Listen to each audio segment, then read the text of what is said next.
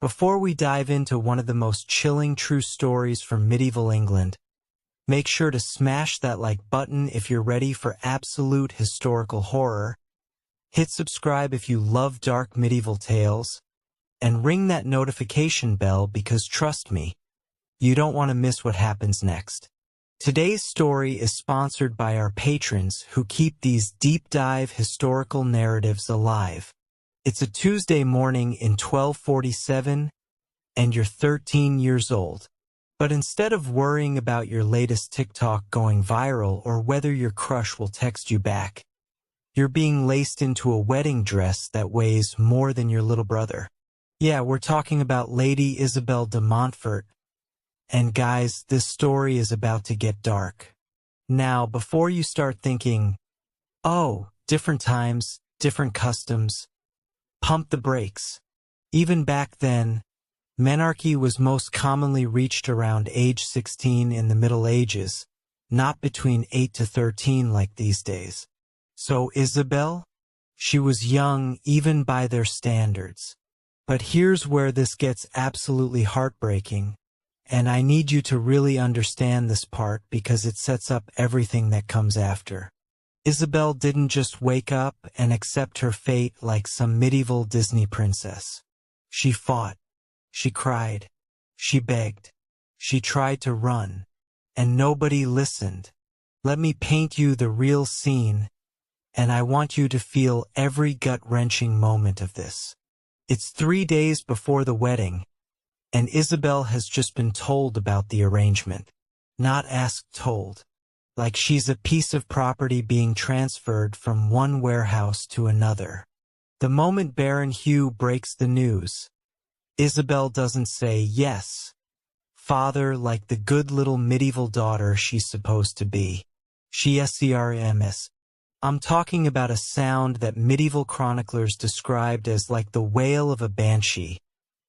A noise so raw, so primal, so full of absolute terror that it makes everyone in the room flinch.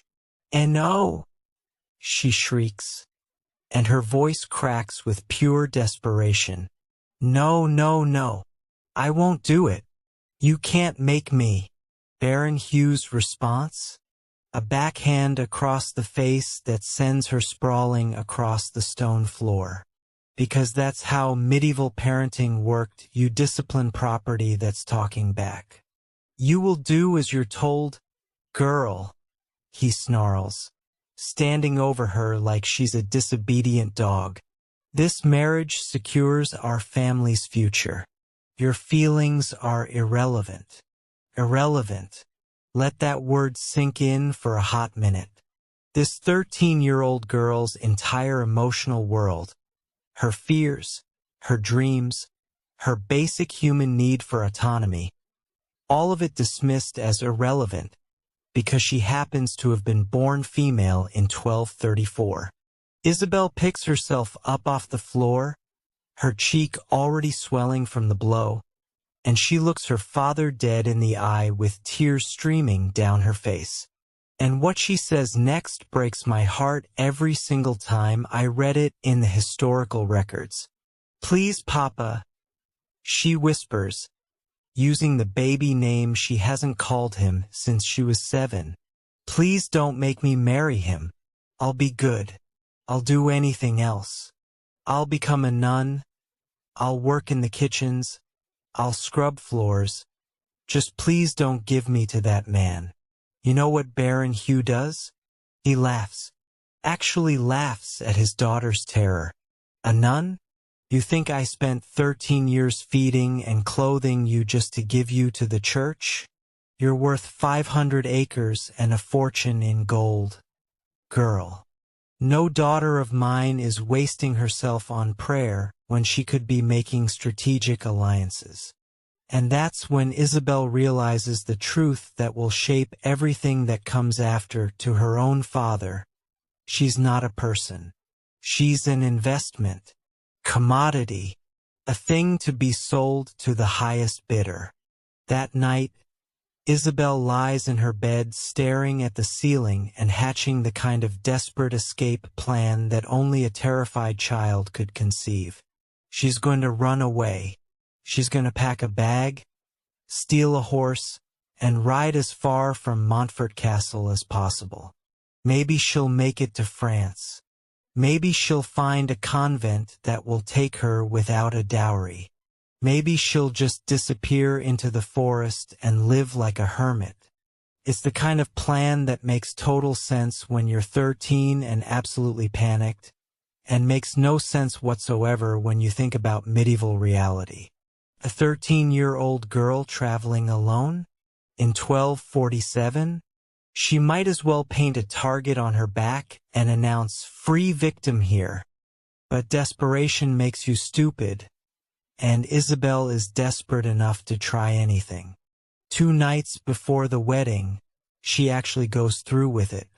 She waits until the castle is asleep, packs a small bag with some clothes and what little money she has, and creeps down to the stables like some medieval Mission Impossible operative.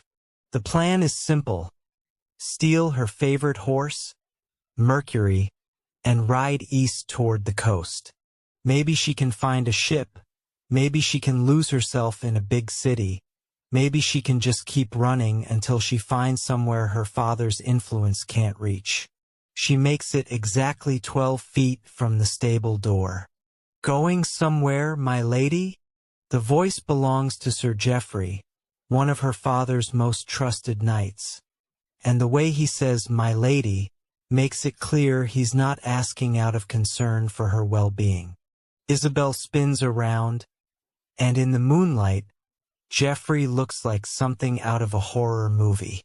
Tall, armored, completely unsympathetic to the sight of a sobbing 13-year-old trying to escape her own wedding. "Please," she begs, because what else can she do? "Please just let me go. Tell my father you never saw me. I'll never trouble anyone again." Geoffrey's response is to grab her arm hard enough to leave bruises and march her straight back to the castle. No sympathy, no consideration, no acknowledgement that she's a human being with feelings. "Your father will hear about this," he tells her as he drags her through the corridors. "And he won't be pleased." Baron Hugh's reaction to his daughter's escape attempt is swift and brutal. Isabelle is locked in her chamber, not just confined, but literally imprisoned with bars on the windows and guards at the door. Her few personal belongings are confiscated. Her servants are dismissed, and she's left completely alone with her terror. But the worst part isn't the physical punishment. The worst part is what her father says when he comes to see her the next morning.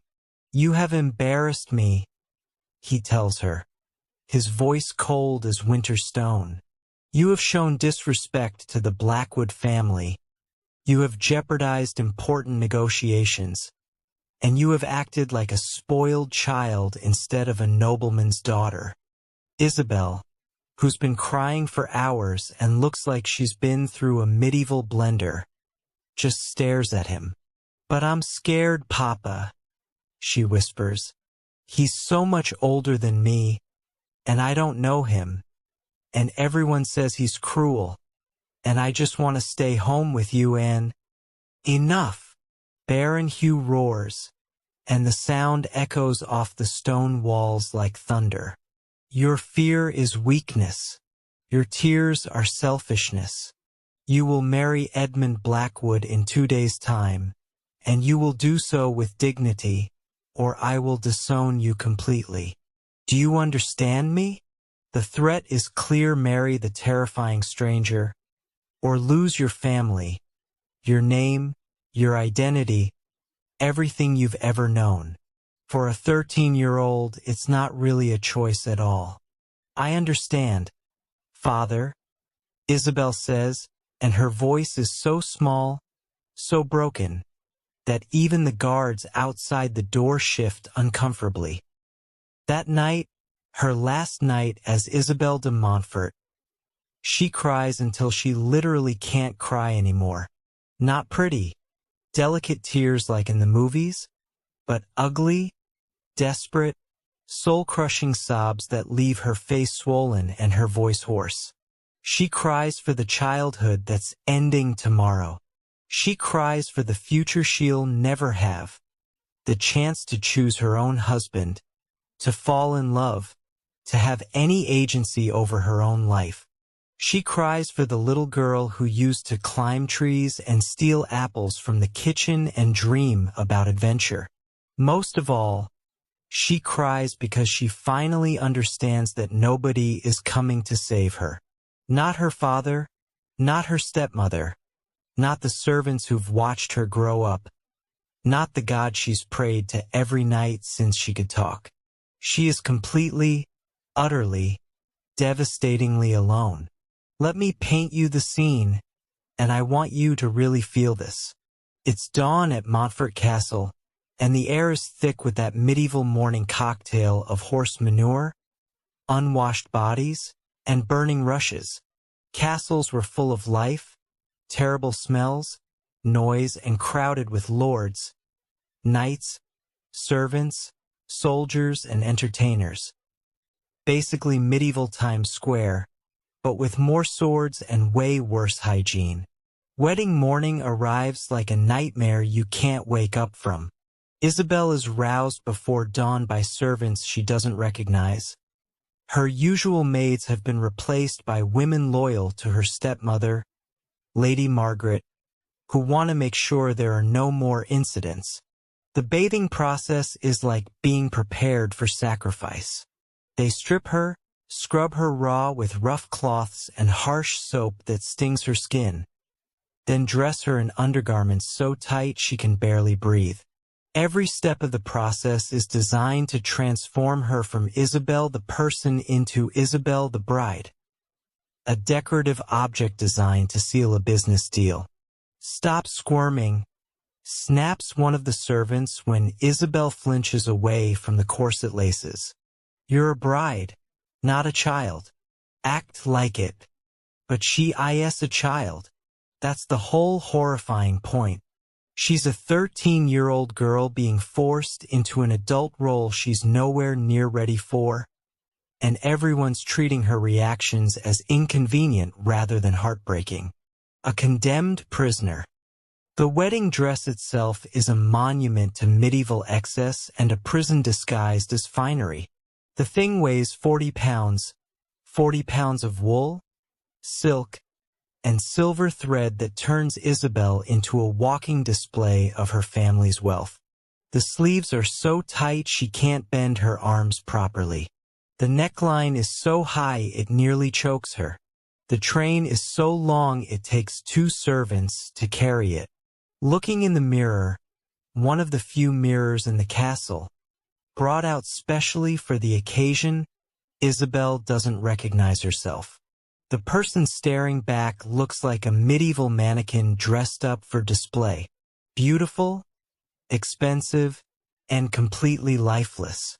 "You look perfect, my lady," says one of the servants, but her tone suggests she's commenting on a well-arranged piece of furniture rather than a human being. Perfect. There's that word again. In medieval terms, perfect means exactly what men want you to be. Quiet, decorative, valuable, and completely submissive to male authority.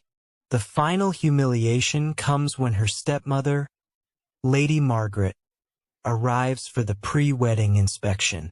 Margaret circles Isabelle like a buyer examining livestock, adjusting the dress here, repositioning jewelry there, making sure every detail is exactly right for the performance. "She'll do," Margaret announces finally, like she's approving a piece of merchandise. "Though I wish she looked happier about it. Try to smile, girl. You're supposed to be a blushing bride, not a condemned prisoner." The comparison is more accurate than Margaret realizes. In many ways, Isabelle is a condemned prisoner.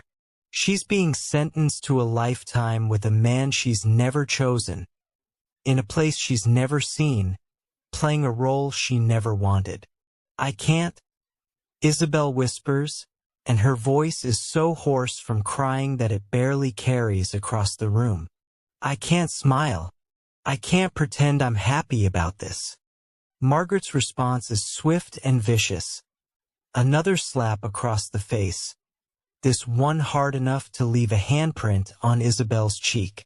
"You can and you will," Margaret hisses. "Your father has worked too hard arranging this marriage for you to ruin it with your selfishness. You will walk down that aisle, you will say your vows, and you will smile like the grateful daughter you should be. As the sun rises higher, casting long shadows through the arrow slits, medieval windows, for those keeping track, Isabelle gets her first real look at her wedding dress. And folks, this isn't some Pinterest-worthy fairy tale gown. This thing is heavy, restrictive, and designed to send a message. This child is now property. The dress weighs about 40 pounds. That's like wearing a medium-sized dog as an outfit. The fabric is thick wool dyed with expensive indigo. Blue was the medieval flex. And it's embroidered with silver thread that catches the light like tiny knives. The sleeves are so tight she can barely move her arms, and the neckline is high enough to choke her. It's basically medieval Spanx, but make it a prison. Her hair gets braided with ribbons and covered with a veil that's longer than most modern wedding trains. The veil itself tells a story. It's meant to symbolize modesty, purity, and the fact that she's now covered by male authority. It's like wearing a sign that says property of Edmund Blackwood in the most elegant way possible. Emotionally, you're a wreck, crying into your straw pillow, feeling like a pawn in Dad's hustle. Your dad's all about that greed life. Marrying you off scores him fancy fields. The servants keep fussing over her, and you can see it in their eyes. They know what's coming. These women have seen this before. They've watched little girls disappear behind wedding veils and emerge as hollow-eyed wives. It's like the world's most depressing makeover show. "My lady looks beautiful," says Mary, her nursemaid, but her voice cracks on the word beautiful. Even Mary knows that beauty, in this context, is just another word for marketable. Now, let's talk about the power dynamics here because this is where it gets really twisted. Marriage in medieval Europe was often driven by practical concerns about land, wealth, and the goal to gain influence rather than just love. Isabelle wasn't just marrying Edmund. She was sealing a business deal written in blood and witnessed by God. Her dowry included 500 acres of fertile land, a manor house, 200 head of cattle, and enough gold to make a dragon jealous. In today's money, we're talking millions. This 13-year-old was walking down the aisle with more wealth attached to her name than most of us will see in a lifetime. But here's the thing about being valuable property. You're still property. As the morning progresses, relatives start arriving for the ceremony. Picture the most awkward family reunion you've ever been to. Then add swords, medieval politics, and the knowledge that everyone's calculating how this marriage affects their own power plays. It's like Game of Thrones, but the child character doesn't get to grow up to be a badass. She just gets to survive. Isabelle's stepmother, Lady Margaret, keeps shooting her these looks that could freeze hell over. Margaret had been hoping her own daughter would catch Edmund's eye, but nope. Baron Hugh chose his biological daughter for the honor. Talk about family drama. This is medieval succession, and Isabelle just won the world's worst prize. Halfway to the chapel, Isabelle stops walking. Just stops. The weight of the dress, the tightness of the corset, the absolute terror of what's waiting for her at the altar. It all becomes too much, and she literally cannot take another step. I can't do this, she gasps, swaying on her feet like she might collapse. Please, I can't, I can't, I can't. Her father appears beside her so quickly it's like he was waiting for this moment.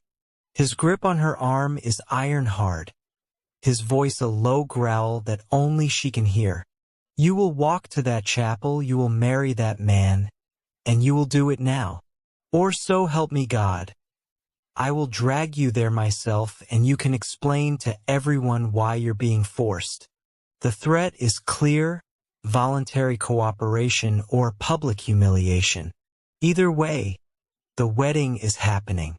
Isabelle looks around desperately, hoping for someone, anyone, to show a trace of sympathy or concern. But every face she sees is either excited about the festivities or carefully neutral. Nobody wants to get involved in family drama. Nobody wants to risk offending Baron Hugh by showing compassion for his disobedient daughter. She is completely, utterly alone. The final approach to the chapel is a blur of tears and terror. Isabelle is crying so hard she can barely see where she's going, stumbling over the uneven cobblestones, held upright only by her father's painful grip on her arm. The other relatives aren't much better. They pat her head, call her sweet child, and discuss her future like she's not even there. It's like being talked about in the third person at your own funeral, except you're very much alive and very much trapped. She'll give Edmund strong sons, says Uncle Robert, eyeing Isabelle's hips like he's evaluating livestock. If she survives the birthing bed, whispers Aunt Catherine, not quite quietly enough. And there it is, the medieval elephant in the room. Childbirth was basically Russian roulette with worse odds. Brides' families would seek out any available bachelors and marry them to their daughters before events beyond their control moved the boy away. But nobody talked about what happened to those girls after the wedding. Isabelle hears these conversations, and something inside her starts to crystallize. It's not quite anger yet. She doesn't have the emotional vocabulary for that kind of rage.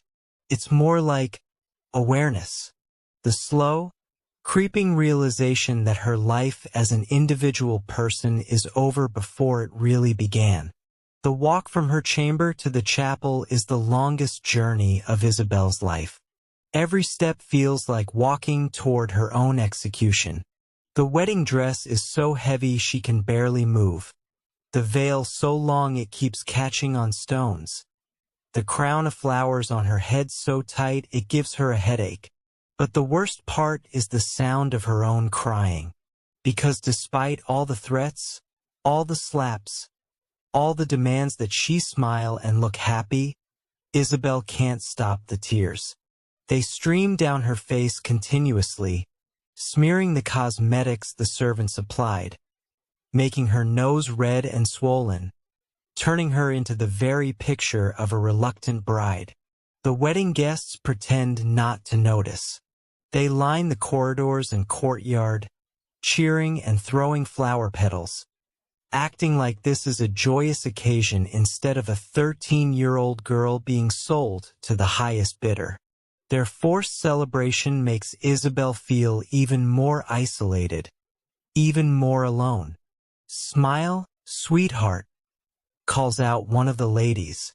This is the happiest day of your life. Happiest day of her life. The phrase is so absurd, so completely disconnected from reality, that Isabelle almost laughs. Almost. If she weren't crying too hard to breathe properly. The guests are still cheering, still throwing flowers, still pretending this is beautiful and romantic instead of horrifying. Their joy feels like mockery, their celebration like cruelty. There she is. Someone calls out. Doesn't she look radiant? Radiant. With red, swollen eyes, tear-stained cheeks, and a look of absolute terror. Medieval people's definition of radiant, apparently included, looks like she's about to die of fear. As the ceremony time approaches, Isabelle gets her first glimpse of Edmund. He's waiting by the chapel door, and guys, this is not a romance novel meet cute. This man looks like he stepped out of a medieval horror movie. He's tall, sure, but he's got these cold, calculating eyes that seem to be mentally cataloging her like inventory. His smile doesn't reach his eyes, and when he looks at her, she doesn't see affection or even interest. She sees ownership. Edmund's wearing his finest clothes, a dark green tunic embroidered with gold thread, leather boots that probably cost more than a servant's yearly wages, and a sword at his hip that's seen actual battle. He's handsome in that rugged, medieval way, but there's something predatory about him that makes Isabelle's skin crawl. And then she sees him, Edmund Blackwood, waiting at the altar like a spider in his web. He's dressed in his finest clothes, smiling that cold smile, looking at her like she's a prize he's won rather than a human being he's about to marry. When their eyes meet, his expression doesn't change. No sympathy for her tears, no concern for her obvious distress, no acknowledgement that she's clearly terrified. He just nods once, like he's approving a purchase. That's when Isabelle realizes the absolute truth of her situation. She's not marrying a man who might grow to care for her. She's not entering a partnership that might become loving over time. She's being transferred from one owner to another, and the new owner has no more regard for her humanity than her father did. He nods at her father, completely ignoring her, and says, "She'll do. She'll do." Like she's a horse he's considering purchasing. And that's when it happens. The first crack in Isabelle's innocent worldview. Standing there in her suffocating dress, surrounded by people treating her like a commodity, she feels something dark and cold settle in her chest. It's not quite hatred yet, but it's the seed of something that will grow into something much, much worse. The walk to the chapel feels like a death march. The cobblestones are uneven under her feet, and the heavy dress makes every step a struggle. The villagers have gathered to watch, because medieval weddings were basically the only entertainment in town, and they're cheering and throwing flower petals. But Isabelle can see past the celebration to the truth underneath. The women in the crowd look at her with a mixture of pity and relief. Pity because they know what she's facing. Relief because it's not their daughter walking to the altar. The men just see a business transaction being completed. The children wave and laugh, not understanding that they're witnessing a life being sacrificed on the altar of medieval politics. As she reaches the chapel door, Isabelle makes eye contact with Edmund for the first time.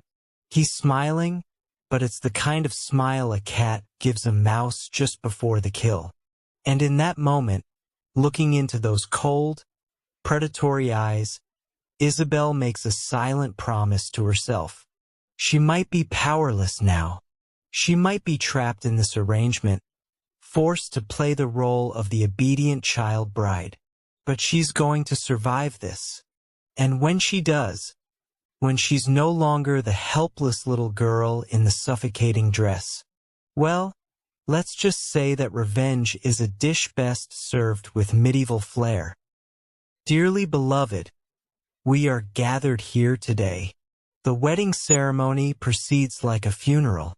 Isabelle stands at the altar crying continuously, her sobs echoing off the stone walls and mixing with the priest's droning voice. Edmund remains perfectly composed, saying his vows in a clear, strong voice while his bride can barely whisper hers through her tears. When the priest asks if she takes Edmund as her husband, Isabelle's response is so quiet that he has to ask again. "Do you, Lady Isabelle de Montfort? Take Lord Edmund Blackwood as your lawfully wedded husband? The silence stretches on forever. Isabelle looks around the chapel one last time, hoping against hope that someone will object. Someone will stop this. Someone will save her. Nobody does. I do. She whispers, and the words taste like poison in her mouth. The ring Edmund slides onto her finger feels like a shackle. Heavy, cold, binding her to a future she never chose with a man she fears. You may kiss the bride, the priest announces. Edmund's kiss is possessive and cold, more like claiming territory than showing affection.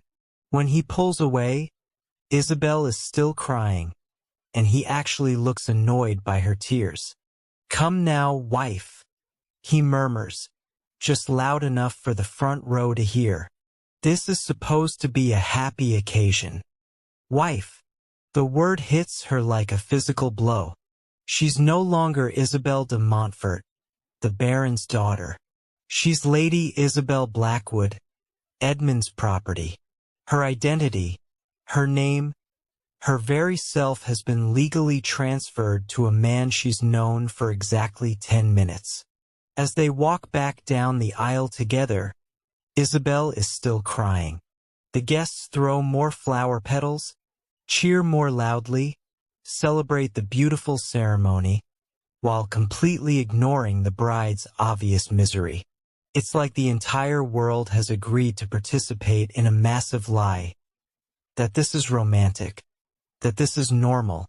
That a sobbing 13-year-old being handed over to a 34-year-old stranger is something to celebrate rather than something to be ashamed of. That's when something fundamental breaks inside Isabelle's mind. Not breaks like, goes insane. Breaks like, stops believing in the goodness of people. Stops trusting that anyone will ever help her. Stops hoping that fairness or kindness or basic human decency will save her from this nightmare. Everyone she's ever trusted has betrayed her. Her father sold her. Her stepmother helped package the deal. The servants obeyed orders without question. The wedding guests celebrated her misery. The priest blessed her enslavement. Even God, who she's prayed to desperately for weeks, apparently thinks this is just fine. All right, history fam, we need to talk about what happened next. And I'm going to need you to buckle up because this is where our story goes from tragic medieval marriage to absolute psychological horror. If you're enjoying this deep dive into the dark side of medieval life, make sure you're subscribed because we're just getting started. And trust me, it gets so much worse. So the ceremony is over, and Isabelle, now Lady Isabelle Blackwood, finds herself in a carriage heading to her new home. And when I say carriage, don't picture some Disney princess ride. We're talking about a wooden box on wheels with all the suspension of a shopping cart, bouncing over medieval roads that make modern potholes look like gentle speed bumps. She's sitting across from her new husband, Edmund, who hasn't said a word to her since she'll do. The silence is deafening, broken only by the creaking of wood and the occasional snort from the horses. It's like the world's most awkward Uber ride, except instead of 5 stars, you get a lifetime of medieval misery. Edmund spends the entire 3-hour journey reading documents and occasionally glancing at Isabelle like she's a piece of furniture he's not sure where to place. No small talk, no getting to know you conversation, no, hey, what are your dreams and aspirations? Just cold, calculating silence. And Isabelle? She's starting to understand that her fairy tale expectations were about as realistic as expecting medieval Wi-Fi. This isn't a romance, it's a business merger, and she's the asset being transferred. When they finally arrive at Blackwood Manor, Isabelle gets her first look at what will be her prison for the foreseeable future. The place is massive. We're talking about a complex that makes modern McMansions look like garden sheds. Stone walls that stretch up toward the sky, towers that disappear into the mist, and more rooms than anyone could ever need. But here's the thing about medieval castles that nobody tells you. They're not cozy. Life in a medieval castle would have been full of pomp and ceremony, but also very cold and smelly. This place is like living inside a refrigerator that's been marinated in the smell of unwashed humans and horse manure. The Great Hall is the size of a modern gymnasium, with a ceiling so high you could probably fly a drone in there. Tapestries hang on the walls depicting various Blackwood family victories. Lots of dead enemies and triumphant ancestors glaring down at you with those medieval, "I could kill you with my bare hands" expressions. The furniture is heavy, dark wood that looks like it was carved by someone who really hated joy. The chairs are basically medieval torture devices masquerading as seating. The tables are massive slabs that could double as altars for human sacrifice. Everything is designed to intimidate and impress, but mostly intimidate. Edmund gives her the grand tour, and guys, this is where the horror movie vibes really kick in. He shows her room after room of cold stone and shadows, pointing out family portraits of dead relatives who all seem to have the same cold, predatory eyes. It's like walking through a museum of sociopaths. "This is the library," he says, gesturing to a room full of books she's probably not allowed to read. "This is the solar, where ladies do their needlework." Translation: where wives are expected to sit quietly and look decorative. "And this," he continues, opening a heavy wooden door, "is your chamber." Now, when your modern brain hears chamber, you might think bedroom. But medieval chambers were multipurpose spaces. Bedroom, sitting room, office, and prison all rolled into one. Isabelle's chamber is at the top of a tower, which sounds romantic until you realize it means she's completely isolated from the rest of the household. The room itself is, well, imagine if depression was an interior design choice. Stone walls, one tiny window with bars, for safety. Of course. A massive bed that looks like a medieval punishment device, and a fireplace that's more decorative than functional. The tapestries on the walls depict hunting scenes. Lots of animals being killed by men who look remarkably like Edmund. "This is where you'll spend most of your time," Edmund informs her. And the way he says it makes it clear this isn't a suggestion, it's an order. But the real kicker? The door has a lock. From the outside. "For your protection, of course," Edmund explains when he sees her staring at it. "There are dangerous people in the world, and I wouldn't want anything to happen to my wife." The way he says "my wife" sends chills down her spine. It's not possessive in a romantic way. It's possessive in the way someone talks about their favorite sword or their best hunting dog. That first night is when the reality really hits. Isabelle is sitting on the edge of that massive bed, still wearing her wedding dress because nobody bothered to explain the logistics of medieval married life to a 13-year-old. When she hears Edmund's footsteps in the corridor, he doesn't knock. Why would he? It's his house, his wife, his property. The conversation that follows is so chilling that medieval chroniclers who recorded it later described it as discourse most unnatural between husband and wife. Edmund sits in the room's only chair and explains to Isabelle exactly what her life is going to look like. "You will rise at dawn," he begins, his voice completely devoid of warmth. "You will attend morning prayers. You will spend your days in this chamber, working on needlepoint or other suitable activities for a lady. You will dine with me when I require your presence. You will speak when spoken to.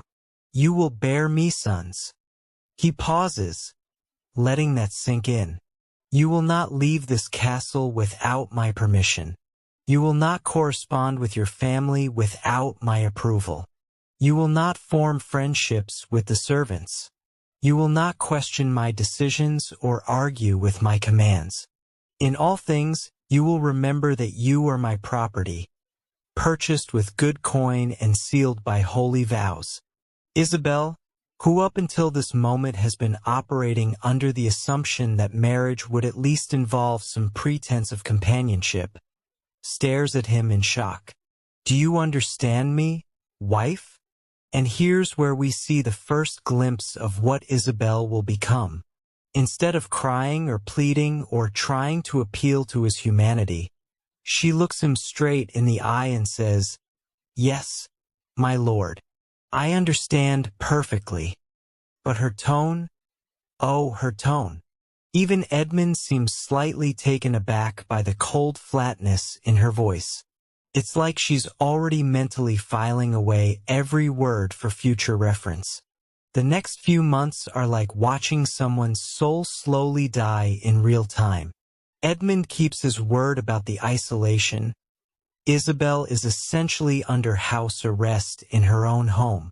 She wakes up alone, eats most of her meals alone, and spends her days staring out that tiny barred window at a world she's no longer allowed to be part of.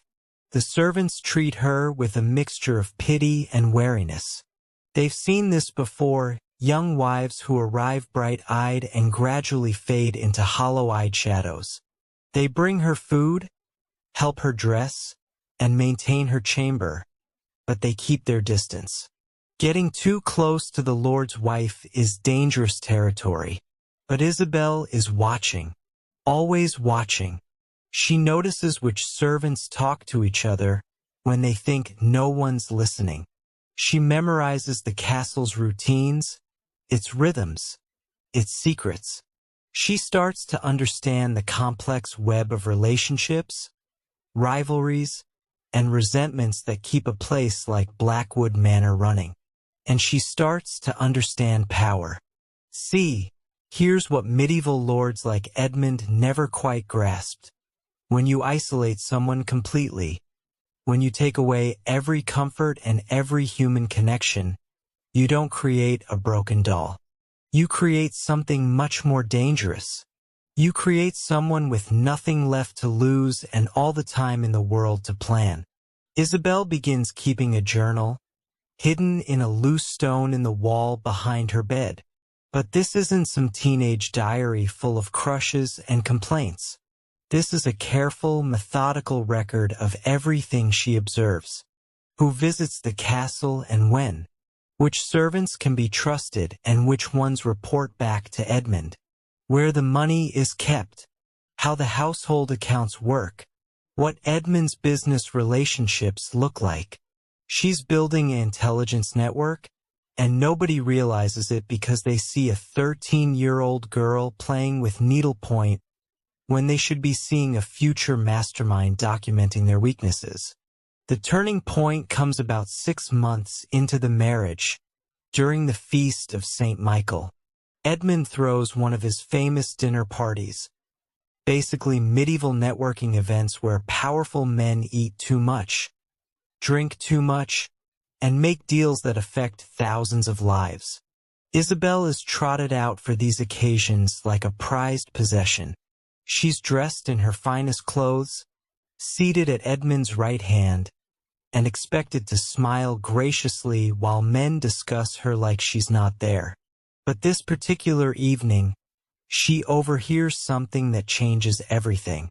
Edmund is talking to Lord William de Grey, discussing a land dispute that's been dragging on for years. The conversation seems routine until William mentions that he's heard rumors about Edmund's business practices. Specifically, that he's been cheating his tenants and skimming from church tithes. Careful, William, Edmund replies with that cold smile of his. Rumors have a way of becoming dangerous to the people who spread them. The threat is subtle but unmistakable. And Isabelle realizes that her husband isn't just controlling and cruel. He's corrupt. More than corrupt. He's dangerous. That night, alone in her tower chamber, Isabelle makes a decision that will echo through history. She's not going to survive this marriage. She's going to win it. And everyone who's treated her like property, everyone who's dismissed her as a helpless child, everyone who's underestimated her, they're all going to pay. She starts small. A friendly word to a kitchen maid here, a kind gesture to a stable boy there. She begins to cultivate relationships, carefully and strategically. These aren't friendships, they're investments. Every act of kindness is calculated, every conversation is analyzed for useful information. The servants start to see her differently, not as the pitiful child bride locked in the tower, but as someone who might actually care about their problems. When the cook's daughter falls ill, Isabelle uses her own small allowance to pay for medicine. When a stable hand is beaten for dropping a saddle, she quietly intercedes with Edmund on his behalf. She's building loyalty, person by person, favor by favor. But the real genius is how she handles Edmund himself. Instead of fighting his rules or rebelling against his control, she becomes the perfect wife. Obedient, quiet, gracious, decorative. She attends his dinner parties and smiles at his guests. She never questions his decisions or challenges his authority. She becomes exactly what he thinks he wants, and in doing so, she becomes invisible to him.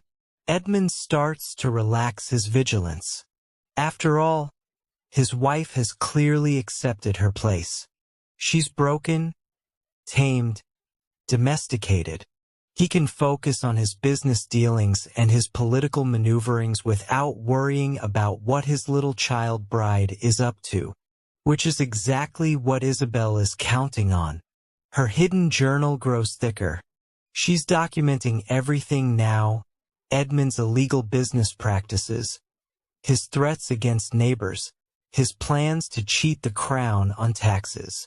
She's creating a comprehensive dossier of his crimes, complete with dates, witnesses, and documentation. But more than that, she's learning. She's figuring out how power really works in medieval society, how information can be more valuable than gold, how the right word whispered to the right person can bring down empires. And she's planning. The child who walked into Blackwood Manor 6 months ago is gone. In her place is someone harder, colder, infinitely more dangerous. Someone who smiles sweetly while cataloging your weaknesses. Someone who remembers every slight, every cruelty, every moment of humiliation. Someone who's realized that revenge isn't just possible, it's inevitable. As winter approaches and the castle grows darker and colder, Isabelle sits in her tower chamber, writing by candlelight. Her latest journal entry reads, "They believe they have broken me. They believe I am nothing more than a frightened child playing dress-up in a woman's role. They are wrong. I am becoming something they could never imagine, something they will never see coming.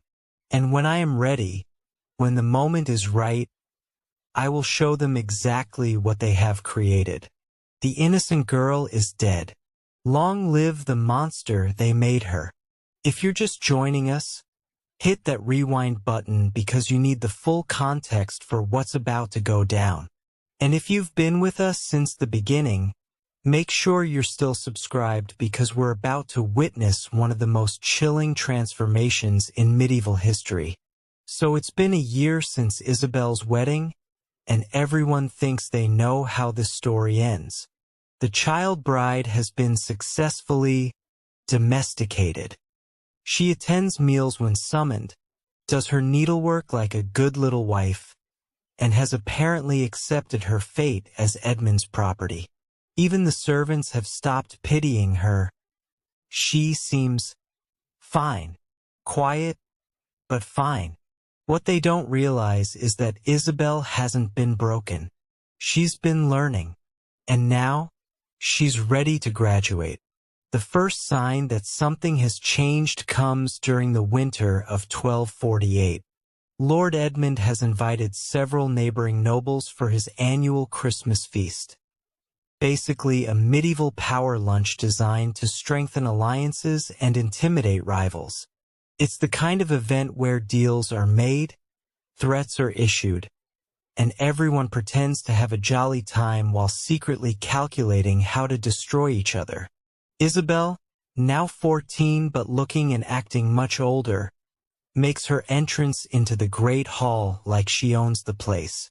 And here's the thing, she's still following Edmund's rules to the letter. She's dressed appropriately. She waits to be seated. She speaks when spoken to. But something about her presence has fundamentally shifted. She's not the frightened child hiding behind her husband anymore.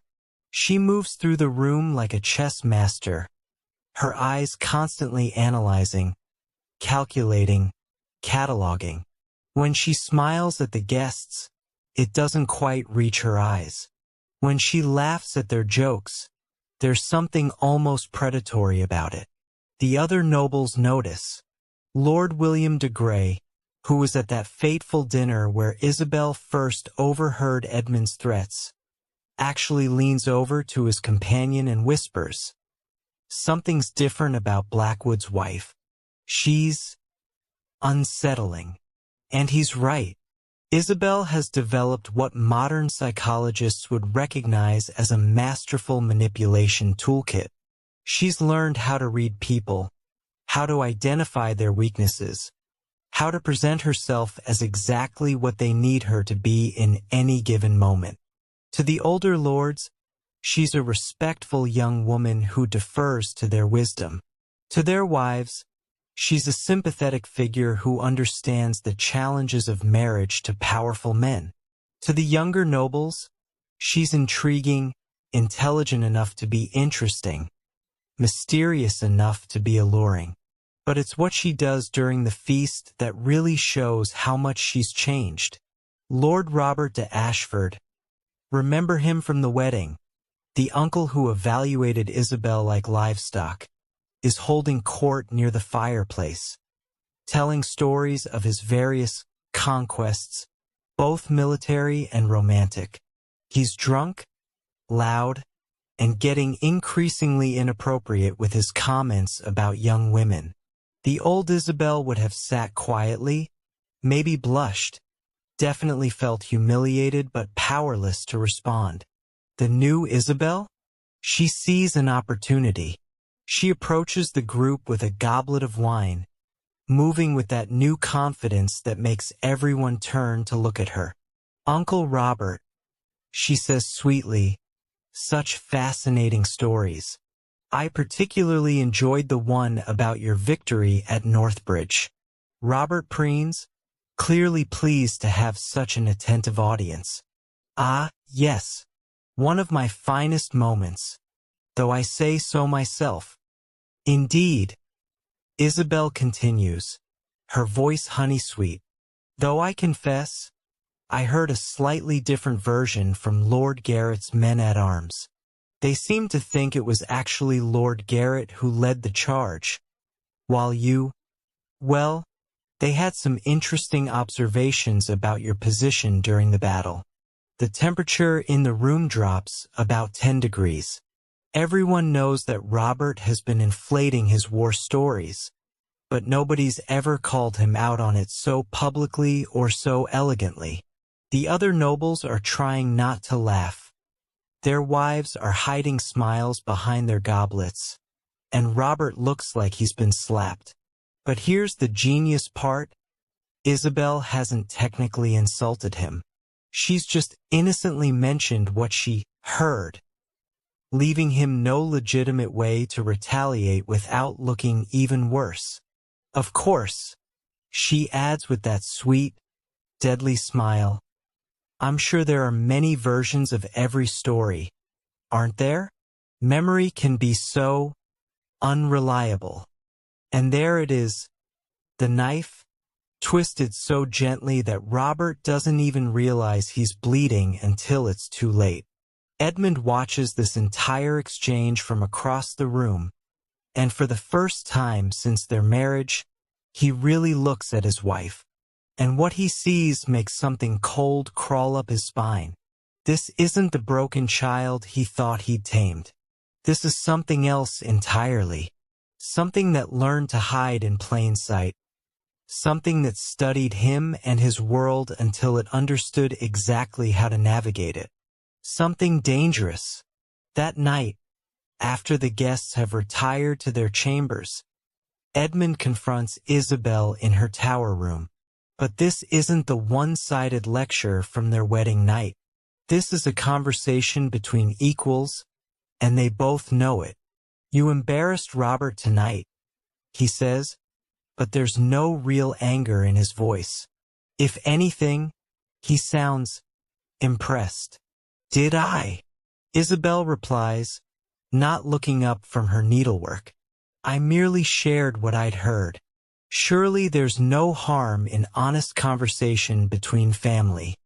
The way she says honest makes Edmund flinch, because they both know that honesty is the last thing either of them practices. You've changed, he observes. Have I? Or have you simply started paying attention? And there it is, the new dynamic. Isabelle isn't pretending to be the obedient child wife anymore. She's still following his rules, still playing her assigned role. But now she's doing it with full awareness of the game they're both playing. What do you want? Edmund asks, and for the first time in their marriage, he's asking her a direct question and actually waiting for an answer. Isabelle finally looks up from her needlework, and her eyes are absolutely frigid. I want what every wife wants, my lord. To be happy, to be valued, to be respected. The pause before respected is loaded with implication. They both know she's not just talking about social courtesy. And if you don't feel respected, Isabelle's smile could freeze fire. Then I suppose I would have to find other ways to find fulfillment in my life. The threat is subtle but unmistakable.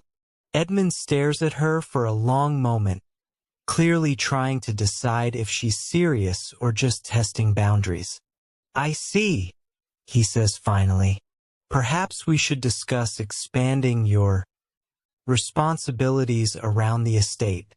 How thoughtful of you to suggest it. What happens next is like watching a medieval masterclass in psychological warfare. Isabelle doesn't suddenly rebel or make dramatic demands. Instead, she begins to systematically insert herself into every aspect of castle operations. She starts attending Edmund's business meetings, ostensibly to serve wine and look decorative, but actually to absorb information about his financial dealings. She begins helping with the household accounts, supposedly to learn wifely duties, but really to understand exactly how much money flows through Blackwood Manor and where it comes from.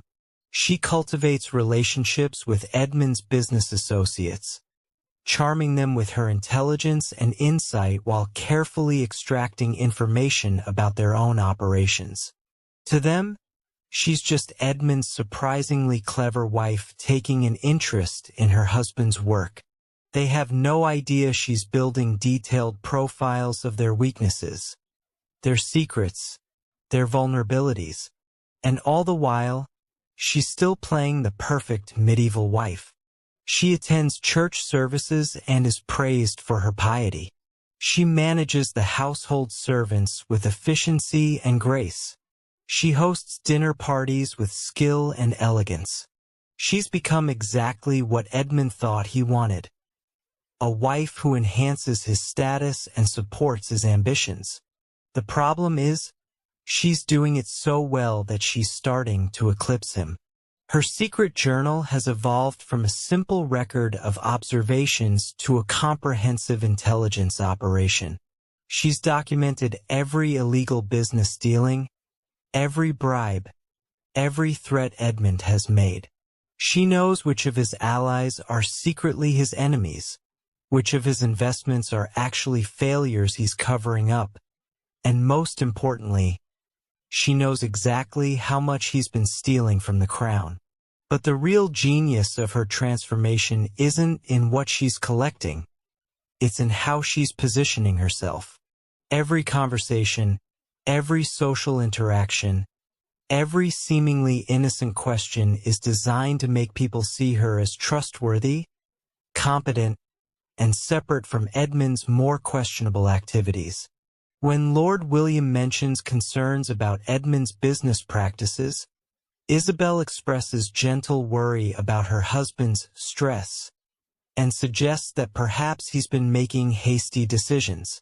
When Lady Catherine gossips about Edmund's treatment of his tenants, Isabelle sighs sadly and mentions how she wishes she had more influence to help the common folk. She's creating a narrative where she's the reasonable, compassionate voice being overshadowed by an increasingly erratic husband. And people are buying it completely. The breakthrough moment comes in the spring of 1249. Edmund, feeling increasingly confident in his wife's loyalty and usefulness, makes the mistake of asking her to handle correspondence with some of his shadier business associates. He thinks he's delegating tedious work to his intelligent wife.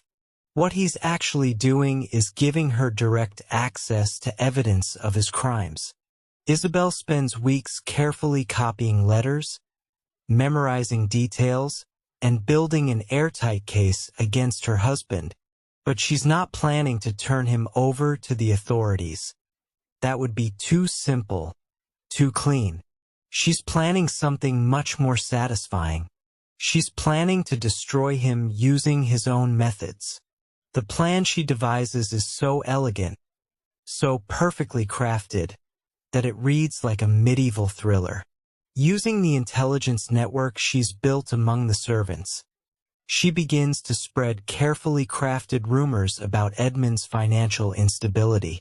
Nothing too dramatic, just subtle suggestions that maybe his investments aren't as secure as they seem. Maybe his debts are higher than people realize. Simultaneously, she starts feeding information to his business rivals through seemingly innocent conversations. A casual mention of Edmund's plans to expand into wool trading reaches the ears of established wool merchants who don't appreciate competition. An offhand comment about his ambitions regarding neighboring lands gets back to those neighbors, who start taking defensive measures. She's turning Edmund's own aggressive business practices against him, making him enemies on all sides while positioning herself as the innocent wife who had no idea what her husband was really up to. By midsummer, Edmund's carefully constructed empire is starting to crack. Business deals fall through because partners suddenly develop concerns about his reliability. Loans get called in early because lenders worry about his solvency. Allies distance themselves because they've heard troubling rumors about his methods. And through it all, Isabelle plays the concerned wife perfectly. She suggests maybe he should be more careful about his business relationships. She wonders if perhaps he's been too trusting of the wrong people. She offers to help however she can, maybe by reaching out to her own family connections to smooth things over. Edmund, stressed and increasingly paranoid, actually starts to rely on her more. After all, she's the one person who seems completely loyal, completely trustworthy. She's his wife. She has no choice but to support him, which is exactly what she's been counting on. The final phase of her plan is triggered by a letter that arrives in late summer. It's from the royal tax collectors, announcing a surprise audit of Edmund's accounts. They've received anonymous reports of irregularities and want to examine his books immediately. Edmund goes into full panic mode. His financial crimes are extensive and well documented, and a royal audit will expose everything. He could lose his lands, his title, maybe even his life. Isabelle, of course, expresses appropriate shock and concern. How could anyone make such accusations against her husband? Surely there must be some mistake? But she also has a suggestion. What if they could convince the tax collectors that Edmund has been the victim of embezzlement by a trusted servant? What if they could provide evidence that someone else has been manipulating his accounts and forging his signature on illegal transactions? Edmund, desperate and running out of options, jumps at the idea. Yes, that's perfect. They'll find a scapegoat among the servants. Someone expendable who can take the blame for everything. Leave it to me, my lord, Isabelle says sweetly. I'll handle everything. What Edmund doesn't realize is that Isabelle has been preparing for this moment for months. She's already identified the perfect patsy, Thomas the steward, who's been skimming small amounts from the household accounts. A crime she discovered and documented but never reported. She's also prepared forged documents that will make it look like Thomas was working alone, manipulating Edmund's accounts without his knowledge. But here's the truly diabolical part. She's also prepared evidence that will eventually lead back to Edmund himself. Not immediately, not obviously, but inevitably. The forgeries are good enough to fool a quick investigation, but detailed enough examination will reveal inconsistencies that point to Edmund's involvement. She's created a trap within a trap. Edmund will think he's escaped justice by framing Thomas, but in reality, she's ensuring that he'll face even worse consequences down the line. The plan works flawlessly. The tax collectors arrive, examine the prepared evidence, and arrest Thomas for embezzlement. Edmund is cleared of wrongdoing but warned to be more careful about his financial oversight. He thinks he's won. Isabelle watches Thomas being dragged away in chains, and for the first time since her wedding day, she allows herself a genuine smile. Not the sweet, diplomatic smiles she's been wearing like a mask for 2 years, but a real expression of satisfaction. Because Thomas isn't just some random scapegoat. Thomas is the man who helped Edmund force a 12-year-old kitchen maid into his bed 6 months ago. Thomas is the one who arranged for accidents to befall tenants who complained about Edmund's illegal rent increases.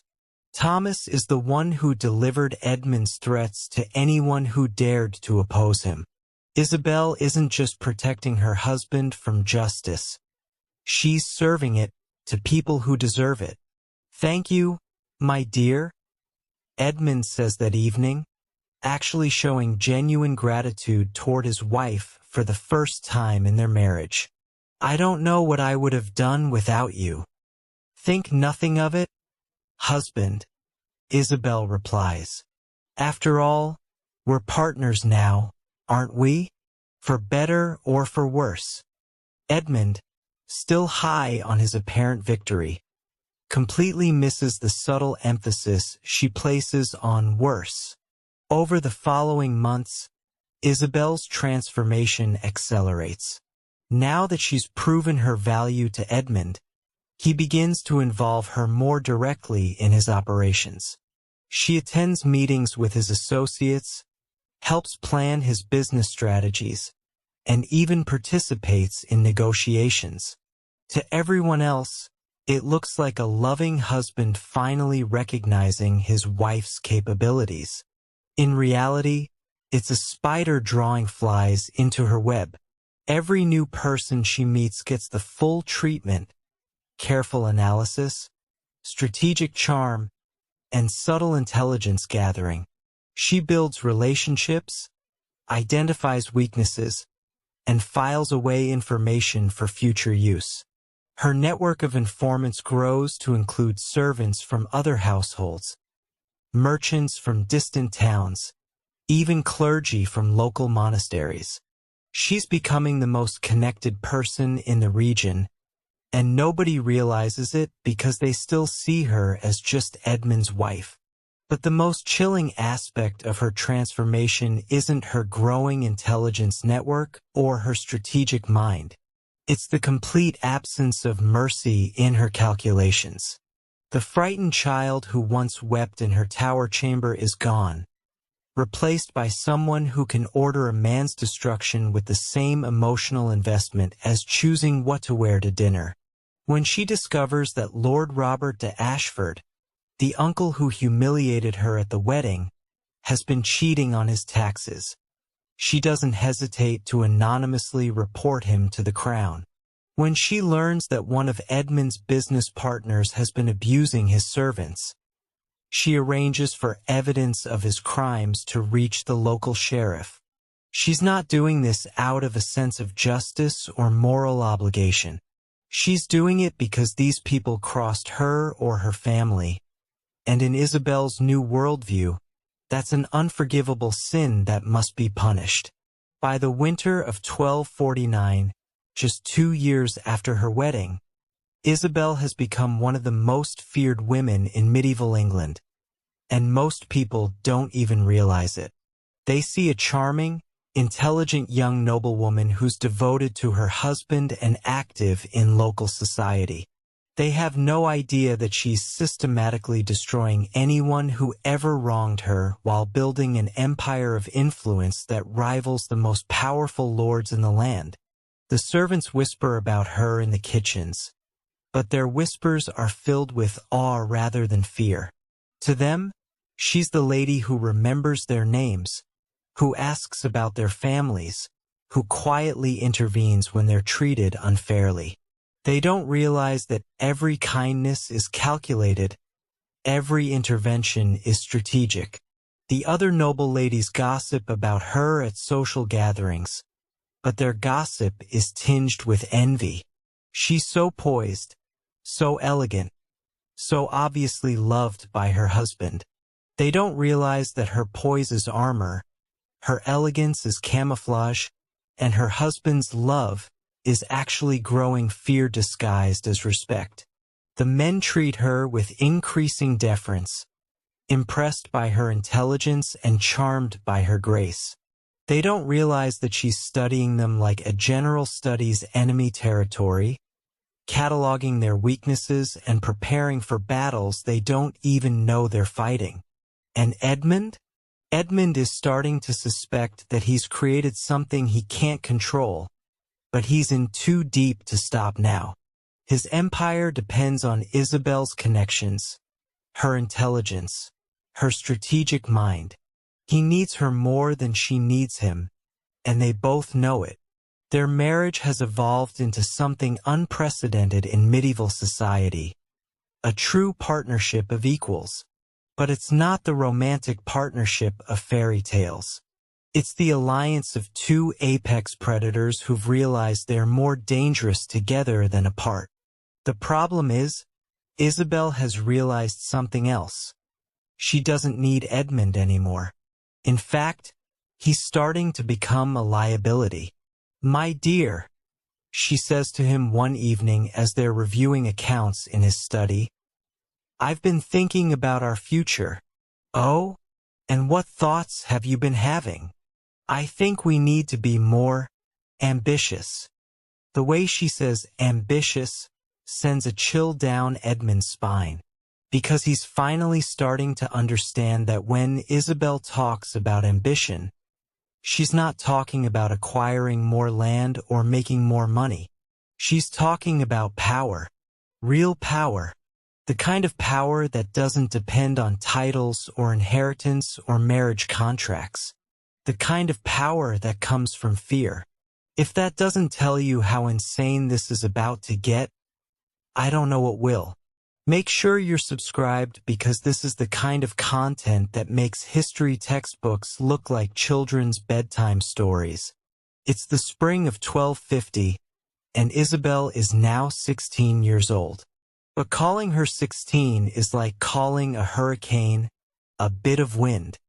She's operating at a level of strategic sophistication that would make Machiavelli take notes. And she's doing it all while maintaining the perfect facade of a devoted medieval wife. Her transformation is complete, but nobody realizes it yet. To the outside world, she's still Lady Isabel Blackwood, Edmund's brilliant and charming wife who's become such an asset to his business operations. What they don't understand is that Edmund isn't running anything anymore. He's just the front man for an operation that Isabel controls completely. Here's how deep her manipulation has gone. Edmund thinks every strategic decision is his idea. When she wants to move against a business rival, she plants the suggestion so subtly that he believes he came up with the plan himself. When she needs information from a particular source, she arranges social situations where Edmund will naturally encounter that person and ask the right questions. She's turned her own husband into her unwitting puppet, and he's so impressed with his recent successes that he started bragging about his strategic genius to other lords. The first major test of her new power comes when Lord William de Grey, remember him? Makes the catastrophic mistake of trying to blackmail Edmund.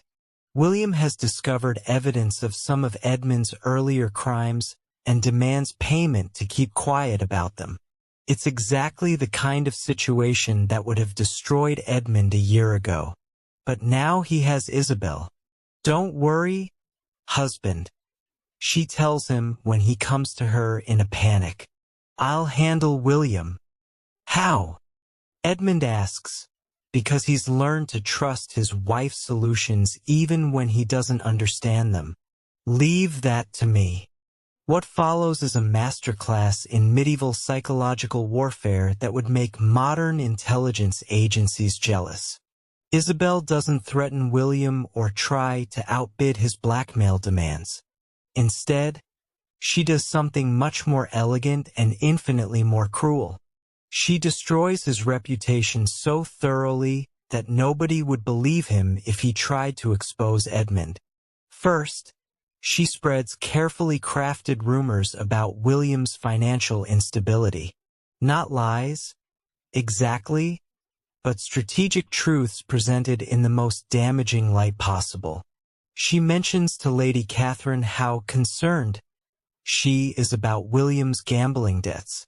She expresses worry to Lord Robert about William's risky investments. She suggests to the local clergy that William might need prayers for his worldly troubles. Within weeks, everyone in the region knows that William is desperate for money and prone to making wild accusations to cover his own failures. But that's just the opening move.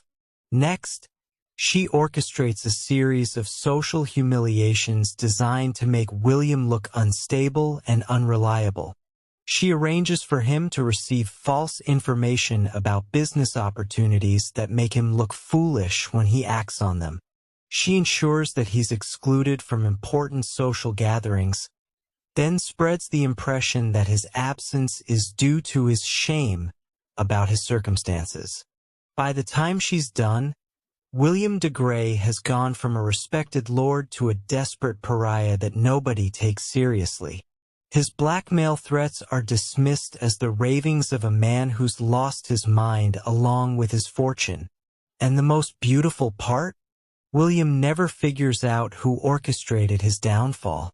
He suspects Edmund, of course, but he can't prove anything, and nobody would believe him anyway.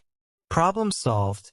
Isabel informs her husband a month later, as if she's just handled a minor household issue instead of destroying a man's entire life.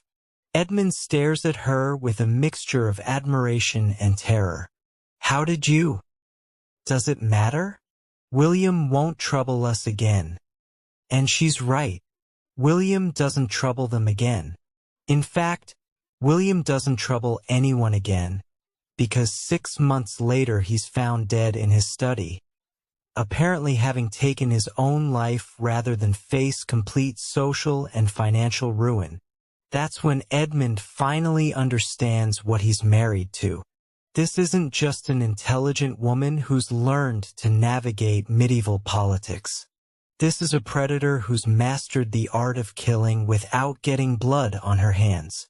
But by then, it's way too late to do anything about it. See, here's the thing about creating a monster. Once you've fed it enough, it doesn't need you anymore. And Isabelle has been very well fed. Her intelligence network now spans 3 counties. She has informants in every major household, contacts in every important merchant family, and allies in religious institutions throughout the region. She knows everything about everyone, and everyone trusts her completely. She's also incredibly wealthy in her own right. Through careful manipulation of Edmund's business dealings, she's diverted enough money into her own secret accounts to make her financially independent. She owns property, businesses, and investments that Edmund doesn't even know exist. Most importantly, she's built a reputation as the perfect medieval lady. Pious, charitable, devoted to her husband, and completely above suspicion. If anyone tried to accuse her of wrongdoing, they'd be laughed out of the room. She's become untouchable. The next phase of her evolution is the most chilling yet. Having eliminated her external enemies, Isabelle turns her attention to consolidating absolute control over her immediate environment. And that means dealing with anyone who might pose a threat to her supremacy. Starting with Edmund, their relationship has evolved into something that would fascinate modern psychologists. On the surface, they appear to be the perfect medieval power couple. Edmund, the successful lord, Isabelle, the brilliant lady who supports and enhances his ambitions. In private, it's become a carefully choreographed dance of mutual manipulation and barely contained hostility. Edmund knows his wife is dangerous, but he also knows he needs her. Without her intelligence network, her strategic planning, and her social connections, his empire would collapse within months. He's trapped in a marriage with someone who could destroy him at any moment, but leaving her would guarantee his destruction. Isabelle, meanwhile, has reached the point where Edmund is more liability than asset. He knows too much about her methods. He's becoming increasingly unstable under the pressure of their arrangement. And worst of all, he's starting to resist her control. Something has to give. The final confrontation comes in the winter of 1252. Edmund, driven to desperation by the realization that he's become a prisoner in his own marriage, decides to reassert his authority. He announces that he's arranged a marriage for Isabelle's younger sister Mary, a marriage that would give him valuable allies but would also require revealing some of Isabelle's secrets. It's a direct challenge to her power, and they both know it. "You will not involve my family in your schemes," Isabelle tells him, and for the first time in their marriage, she drops the pretense of wifely submission. "I am the lord of this house," Edmund replies, but his voice shakes slightly. "I will do what is necessary for our security." Our security? Or your security? They are the same thing. No, husband, they are not. The conversation that follows is recorded in a secret diary kept by one of the castle scribes, and it's so intense that historians still debate whether it actually happened or if it's some kind of medieval fiction. But given everything we know about Isabelle's capabilities, I'm inclined to believe it's real. "You think you can threaten me?" Edmund demands. "You forget that I made you. Without me, You're nothing but a discarded child bride with delusions of grandeur. Isabelle's response is delivered in a voice so cold that the scribe notes his hand was shaking as he wrote it down. You didn't make me, Edmund. You broke me. And from the pieces of that broken child, I built something that you could never imagine and could never control. You want to know what I am? I am what happens when you corner something with nothing left to lose and all the time in the world to plan revenge. You're my wife. You belong to me. I belong to no one. But you belong to me now. Every breath you take, every decision you make, every moment of your pathetic existence depends on my tolerance. And that tolerance is running out. Edmund stares at her, finally seeing her clearly for the first time in their 5-year marriage. This isn't the frightened child he thought he'd tamed. This isn't even the clever woman he'd learned to rely on. This is something else entirely. Something that learned his methods, mastered them, and then surpassed them so completely that he's become irrelevant to his own empire. What do you want? He asks, and his voice is barely a whisper. I want what I've always wanted. I want to be free. Then leave. I won't stop you. Isabelle's laugh is like breaking glass. Leave?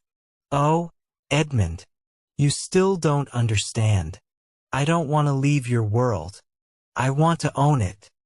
You see, Lord Edmund Blackwood thought himself my equal. Proud as a peacock, sharp as a blade, ruthless as winter. He had lands, armies, the king's favor, everything that makes a man dangerous. And dangerous men, my darlings, must be handled. But killing Edmund? Oh, that would have been wasteful. Like burning down the Tower of London just to light a cigarette. Her eyes gleam with malicious delight. Instead, I chose to do something far more artistic. I chose to drive him utterly, completely, magnificently mad. And oh, what a masterpiece it became. Think of it as the medieval equivalent of deleting someone's entire social media presence. Except instead of losing followers, Edmund lost his mind. One carefully orchestrated doubt at a time. She settles into her tale, voice dropping to an intimate whisper. So come, let me tell you how I became a surgeon of sanity, and how Lord Blackwood became my greatest patient.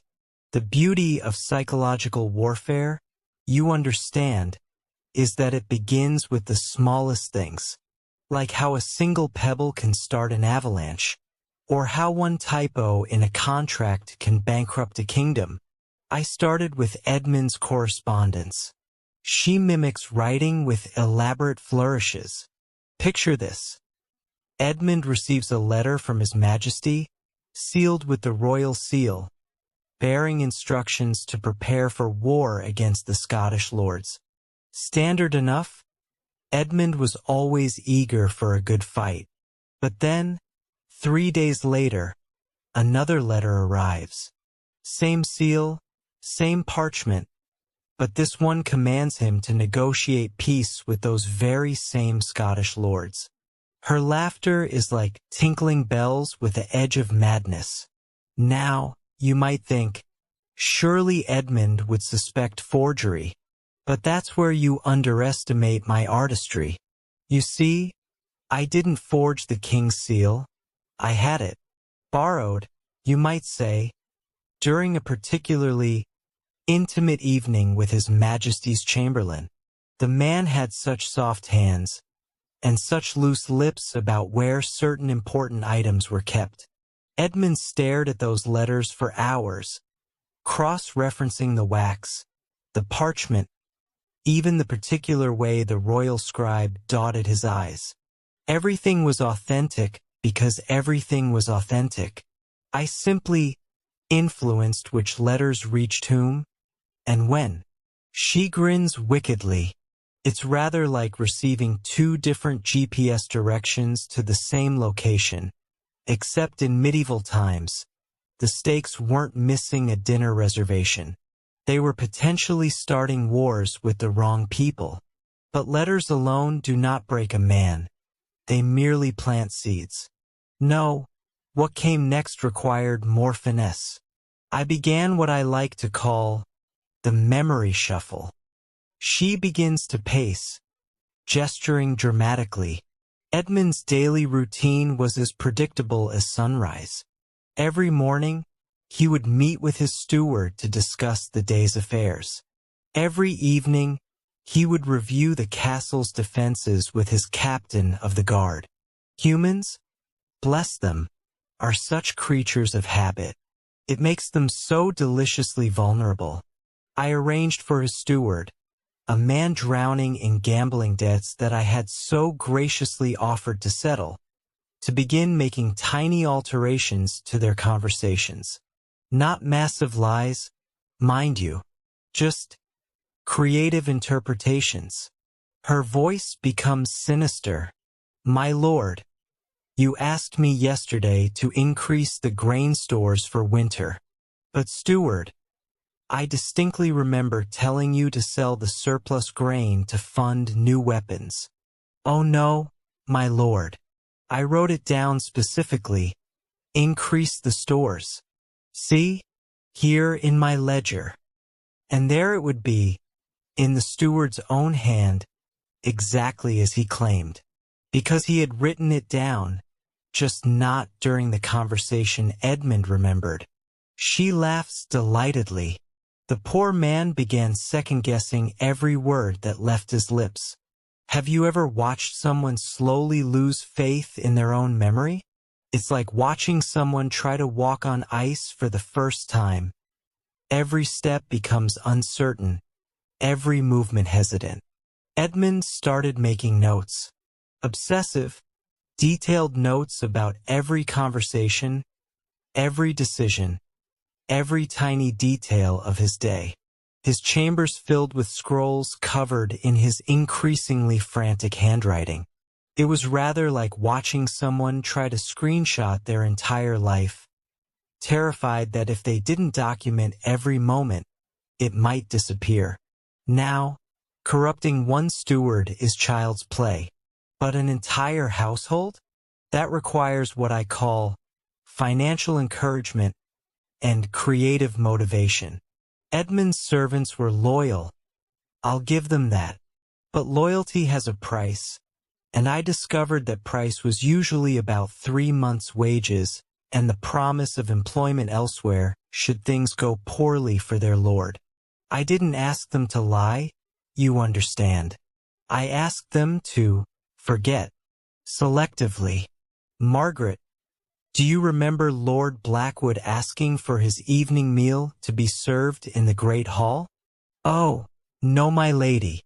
His lordship specifically requested the solar. He was quite clear about it. But surely he said the great hall? No, my lady. Always the solar on Tuesdays. He's very particular about his Tuesdays. She claps her hands together. Soon, poor Edmund couldn't trust his servants to remember his simplest requests. He would ask for wine and receive ale. He would request his horse saddled for morning rides and find it brushing down in the stable. The groom swearing his lordship had changed his mind. The man who once commanded armies with absolute authority couldn't get his own servants to bring him the right breakfast. It's rather like being a CEO who suddenly finds their assistant scheduling meetings they never requested and canceling ones they definitely arranged. Except in Edmund's case, the confusion extended to everything from his meals to his military strategies. But my masterpiece, oh, my beautiful, horrible masterpiece, was Edmund's work council. These were his most trusted advisors. Men who had served his family for decades. Surely they would be immune to my machinations? Humans are such wonderfully predictable creatures. Show them enough gold, threaten the right family members, promise the right rewards, and even the most loyal dog will bite its master's hand. I orchestrated what I like to call the great military misunderstanding. Edmund would propose a strategy, let's say, attacking the border fortresses at dawn. His advisors would nod, discuss details, appear to agree completely. But then, at the next meeting, they would all recall that Edmund had suggested attacking at dusk. Or perhaps it was the merchant caravans, not the fortresses. Or maybe he had said to negotiate rather than attack at all. My lord, you specifically said the dawn mist would provide poor cover for our men. But I said the dawn mist would provide excellent cover. Oh no, my lord. You were quite adamant about the poor visibility being a disadvantage. Young Sir Garrett here even questioned whether we should consider afternoon instead. And you agreed it was worth considering. And Sir Garrett would nod earnestly, having been thoroughly coached on his role in this theatrical production. Meanwhile, Edmund would stand there, staring at these men he trusted with his life, watching them rewrite reality before his very eyes. The beautiful part? Each advisor believed the others were simply remembering correctly, while Edmund was becoming confused. They began exchanging glances. Those little looks that said, "Is our Lord quite well?" It spread like plague through his inner circle. Soon, Edmund stopped making definitive statements altogether. He would begin to give an order, then pause, then ask his advisors what they thought he should command. The man who once led charges into battle was now asking permission to eat his own meals. It was rather like watching a king slowly realize his crown was made of paper, except he couldn't quite figure out when someone had switched it, or why no one else seemed to notice. By now, you might think poor Edmund was merely dealing with confused servants and forgetful advisors. But the human mind, when sufficiently rattled, begins to shake the body as well. And I, being the thorough artist I am, was ready to capitalize on every tremor. She rubs her hands together gleefully. Edmund began losing sleep. How can one rest when reality keeps shifting like quicksand?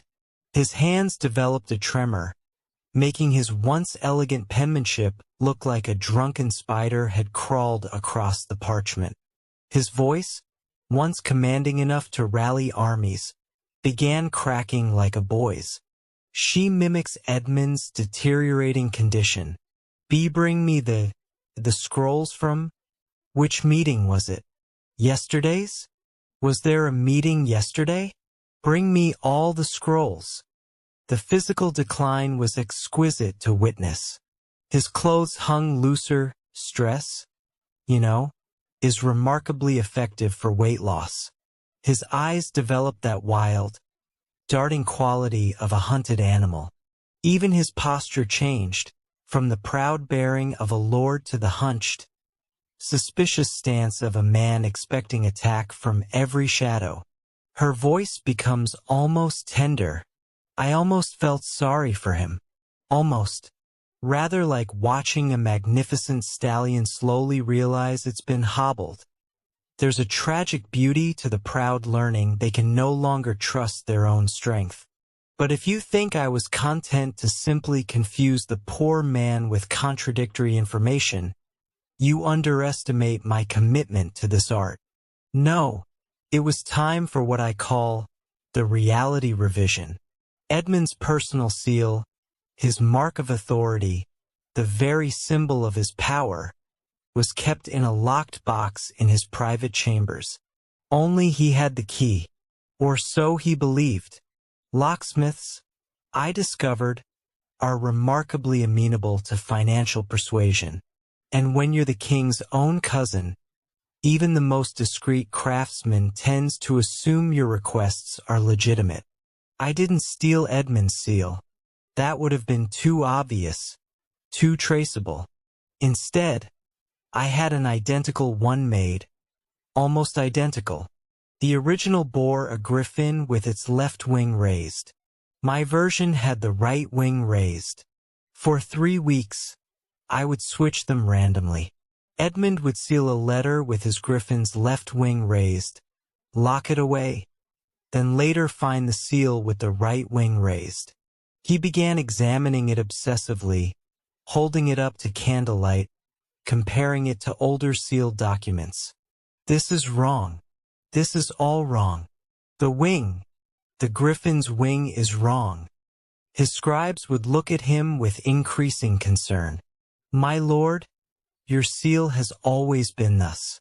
Perhaps if you're feeling unwell. She laughs delightedly.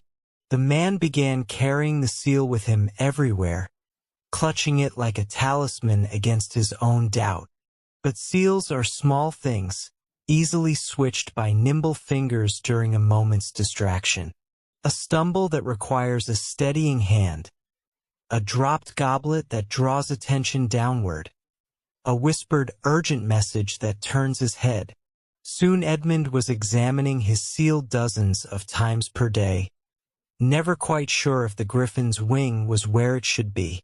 It was rather like someone constantly checking their phone to see if they'd really sent that text message.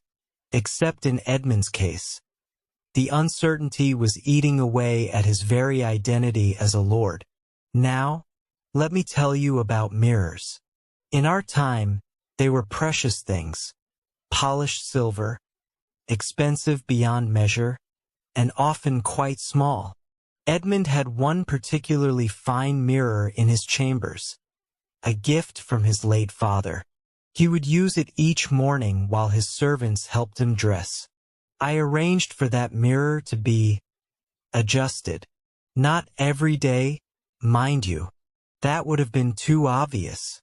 But occasionally, when Edmund looked into his reflection, the image would be ever so slightly off.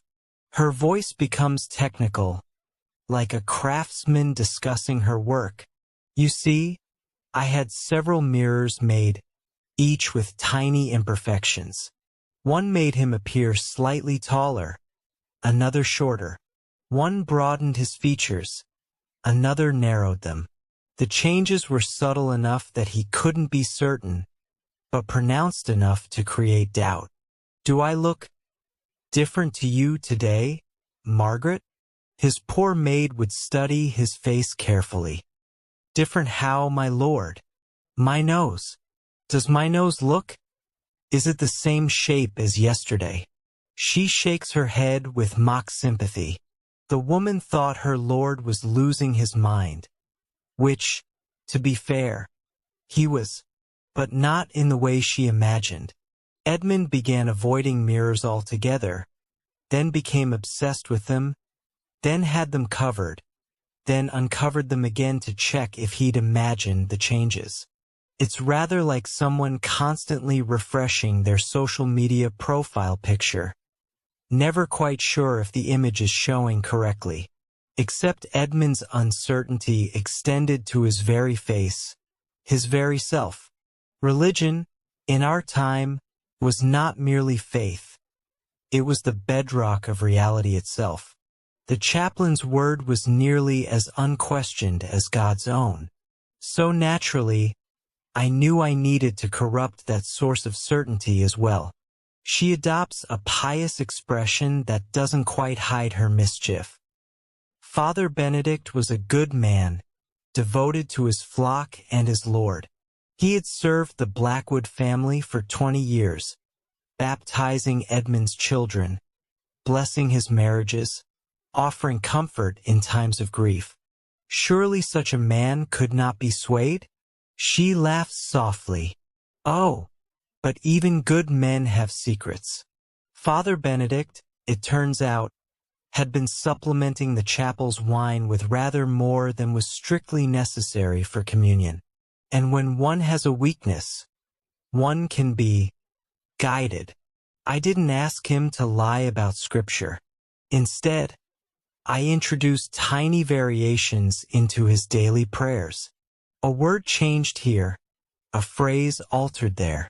Nothing heretical, nothing obvious, just enough to make Edmund question whether the prayers were being said correctly. She mimics the chaplain's voice. Deliver us from temptation, and lead us not into evil. Father, isn't it, lead us not into temptation, and deliver us from evil? Oh my Lord, forgive me. Of course, you're quite right. The wine must be affecting my tongue. Her voice becomes conspiratorial. But then, the next day, Father Benedict would say it the way Edmund had corrected him to say it, and Edmund would be certain that was wrong. Soon the poor man was questioning not just his chaplain's memory, but his own knowledge of prayers he'd been saying since childhood. The crisis of faith that followed was beautiful in its terrible completeness. If Edmund couldn't trust his own knowledge of the Lord's Prayer, what could he trust? I watched him one evening, kneeling in the chapel, moving his lips silently, starting and stopping, trying to remember the correct words. It was rather like watching someone try to remember their own password. That moment of terrible doubt when you're no longer sure if you're typing it wrong or if someone has changed it. By now, Edmund was a man thoroughly untethered from certainty. But I had one final movement to conduct in this symphony of madness. The grand finale, if you will, a performance so complete that even I was impressed by my own artistry. I arranged for what appeared to be a complete household revolt. Not violence, mind you, nothing so crude. Instead, I orchestrated a day where absolutely nothing worked as Edmund expected it to. He woke to find his favorite breakfast, honey cakes and ale, replaced with porridge and water. When he demanded his favorite meal, every servant swore he had specifically requested the porridge the night before, in writing, and they produced the note, in handwriting that looked remarkably like his own. His horse was the wrong color, bay instead of black. The stable master insisted it was the same horse, my lord, the very same one he'd ridden for 3 years. Perhaps his lordship was thinking of his father's old mount? The tapestries in the great hall had been rearranged, but when Edmund pointed this out, his steward gently reminded him that they had been discussing this change for weeks. Surely his lordship remembered approving the new arrangement?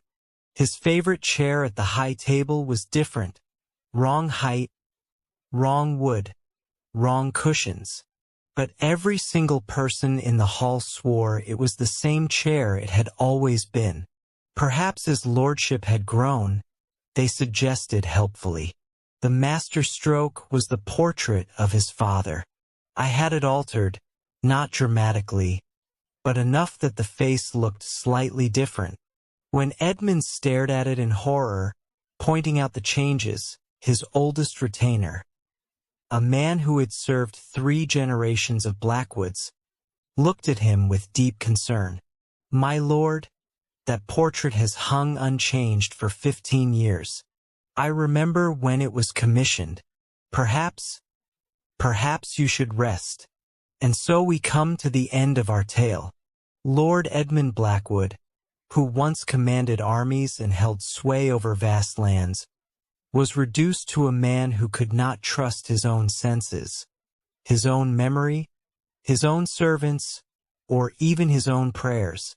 He began sleeping with his back to the wall, suspicious of every shadow. He stopped eating food that had left his sight, convinced it might be poisoned or replaced. He questioned every sunrise, wondering if the sun was rising in the wrong direction. The man who had once been certain of everything became certain of nothing, and in that complete uncertainty, he found the only thing he could trust, his growing madness itself. I visited him one last time, in his chambers where he sat surrounded by scrolls covered in frantic notes, maps drawn and redrawn, mirrors turned to face the walls. He looked up at me with wild eyes and whispered, "Isabelle, is this real? Are you real? Am I? And do you know what I told him?" I smiled sweetly and said, "Does it matter, Edmund? If you can't tell the difference between reality and madness, then perhaps there isn't one. And that, my dear audience, is how one destroys a man without spilling a single drop of blood. No swords, no poison, no armies, just the simple, elegant art of making someone question everything they thought they knew about reality." Her voice becomes thoughtful.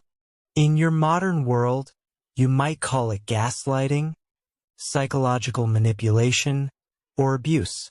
But I prefer to think of it as performance art. A masterpiece painted not with pigments, but with doubt itself. By the summer of 1254, Isabelle is effectively ruling Edmund's entire domain while maintaining the fiction that she's just a concerned wife managing affairs until her husband recovers.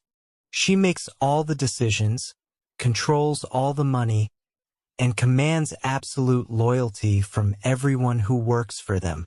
She's achieved something that would have been impossible through any traditional medieval route: complete autonomy and authority as a woman in a patriarchal society. And she's done it by being so ruthlessly effective that nobody dares challenge her. But power, as they say, corrupts. And absolute power corrupts absolutely. Isabelle's reign becomes increasingly tyrannical as she eliminates anyone she perceives as a threat. Servants who show insufficient loyalty disappear. Business associates who ask too many questions suffer mysterious accidents. Even clergy members who express concern about her methods find themselves transferred to distant monasteries. She rules through fear now, but it's fear disguised as respect, terror masquerading as admiration. Her subjects praise her wisdom while secretly hoping they never do anything to attract her attention. The end comes in the winter of 1255, but not the way you'd expect. Isabelle isn't brought down by rebellion or external enemies. She's not exposed by investigators or challenged by rivals. She's betrayed by her own success. See, the problem with building an empire based on fear and manipulation is that, eventually, you run out of enemies to destroy and allies to corrupt. And when that happens, you're left alone with the monster you've become.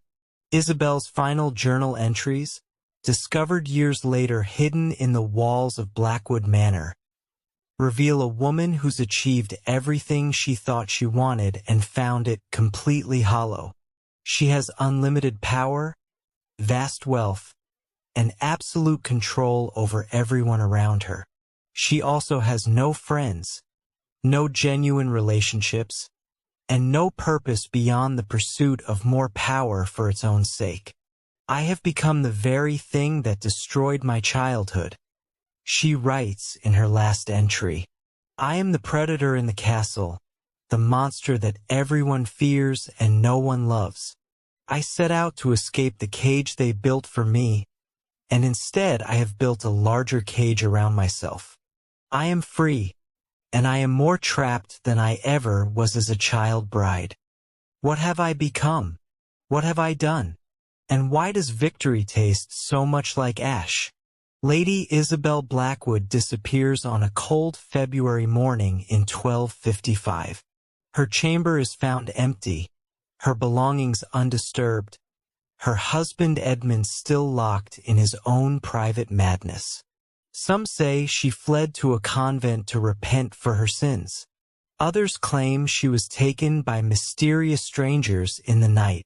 But the servants whisper a different story.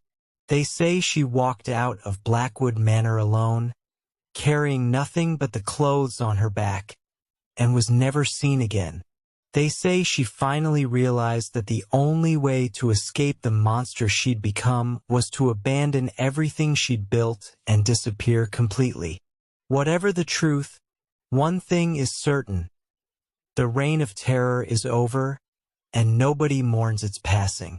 Edmund lives for another 3 years in his shattered mental state before dying of what physicians call brain fever, but what we'd probably recognize as complete psychological breakdown. The Blackwood estate is divided among distant relatives who have no idea of its dark history. So there you have it, history fans. The complete story of how a 13-year-old medieval bride transformed herself into one of the most feared women in English history, then vanished into legend. It's a tale of survival, revenge, power, and the terrible price of both. Modern psychologists who've studied Isabelle's story classify her as a brilliant sociopath who used medieval society's own oppressive systems against itself. Feminist historians see her as a woman who refused to accept the limitations placed on her gender, regardless of the cost. Medieval scholars view her as a cautionary tale about the dangers of absolute power. But maybe the most disturbing interpretation comes from trauma specialists, who recognize in Isabelle's transformation something we still see today.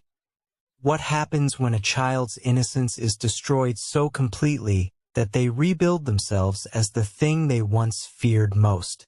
The medieval child bride who walked into Blackwood Manor in 1247 was a victim. The woman who walked out in 1255 was something else entirely, something that medieval society created but could never control, something that still haunts us today because it shows us exactly what human beings are capable of when pushed beyond their limits. And that, my friends, might be the most terrifying part of all. If you made it through this entire journey into medieval psychological horror, you're basically a certified badass, and I salute you. Make sure to absolutely demolish that like button if this story gave you chills. Subscribe if you want more deep dives into history's darkest corners. And hit that notification bell because trust me, we've got more stories that'll make this one look like a Disney movie. Drop a comment and let me know. Do you think Isabelle was a victim who became a survivor? Or a monster who got exactly what she deserved? The historical debate continues to this day, and I want to hear your thoughts. And hey, if you know someone who thinks medieval history is boring, share this video with them. Nothing changes minds like a good psychological thriller that happens to be completely true. Until next time, keep digging into the dark side of history, and remember, sometimes the monsters aren't the ones with fangs and claws. Sometimes they're the ones who learn to smile while they destroy you. Peace out, history nerds. Stay curious, stay critical, and maybe lock your doors tonight. Medieval ghosts have a way of lingering